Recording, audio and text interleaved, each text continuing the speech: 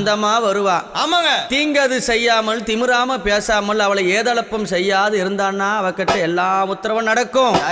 தீங்கது பேசி அவளை எப்படி ஏதளப்பமா பேசினா ஒருத்தரையும் வாழ விட மாட்டா. ஆமாமா.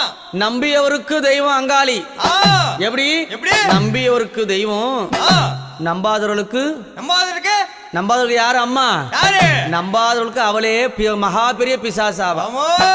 அப்பேர் கொண்ட சக்தி எங்க அம்மா எப்படி வரானா? எம்மா பழுத்த சட மார்பில் ஆட பச்சை போனோம் எழுந்தாட பத்தினியாளாடி.